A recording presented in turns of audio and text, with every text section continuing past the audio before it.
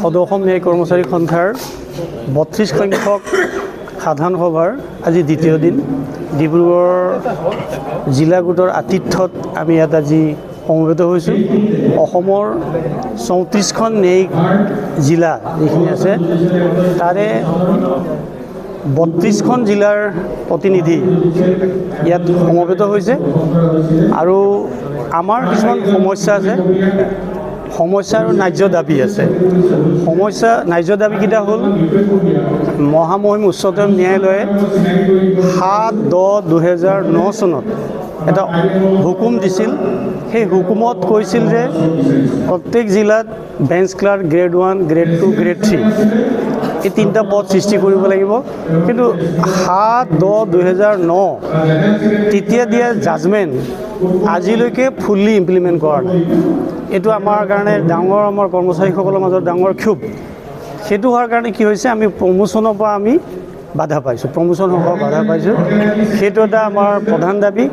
আৰু দ্বিতীয়তে হৈছে আমাৰ সেৱা বিধি, ছাৰ্ভিচ ৰুল যোনটো মাননীয় উচ্চতম ন্যায়ালয়ে কৈছে যে ছাৰ্ভিচ তেওঁলোকৰ কাৰণে সুকীয়া ছাৰ্ভিচ ৰুল এটা হ'ব লাগে, সেৱা বিধি হ'ব লাগে। সেইটো 7/10/2009 জাজমেণ্টতে কোৱা হৈছিলে, অৰ্ডাৰতে কোৱা হৈছিল। কিন্তু আজি কুপতি সেইটো ফুল্লি ইমপ্লিমেণ্ট হোৱা নাই।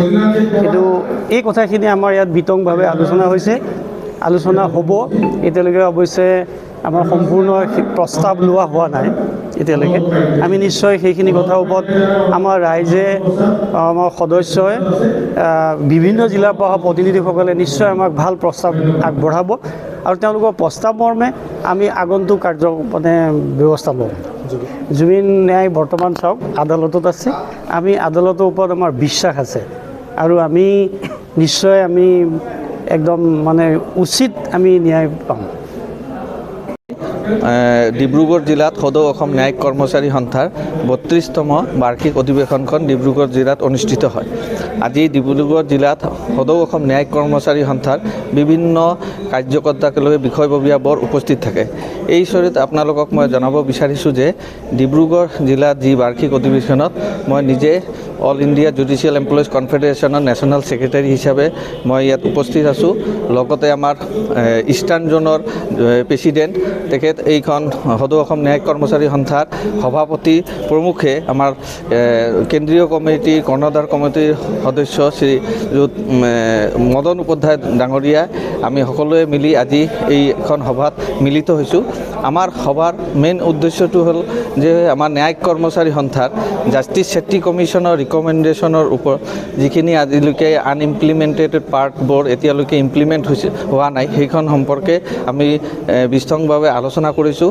আৰু আমি অনাৰেবল হাইকোৰ্ট আৰু অসম চৰকাৰক অনুৰোধ জনাইছোঁ যে আমাৰ যিখিনি লেজিটিমেট ডিমাণ্ডছখিনি আছে অনতিপলমে এইখিনি কৰাৰ কাৰণে, ইমপ্লিমেণ্ট কৰাৰ কাৰণে ৰিকুৱেষ্ট কৰিছোঁ।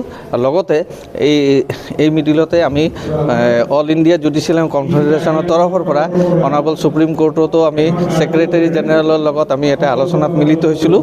যিটো আমাৰ লেখ আবেদন অনাৰেবল সুপ্ৰিম কোৰ্টত পেণ্ডিং হৈ আছে, ভাৰতবৰ্ষৰ সকলো কৰ্মচাৰীক এক বেতন, এক দৰমহাৰ যিখিনি ওৱান নেশ্যন ওৱান পেৰ যিটো লেখ আবেদন হৈছে, সেইটোক যদি স্পীডিলি ডিছপ'জেল কৰিলে সমগ্ৰ ভাৰতবৰ্ষৰ যি কৰ্মচাৰী আছে তেওঁলোকে এটা ফাইনেন্সিয়েলি এটা লাভান্বিত হ'ব।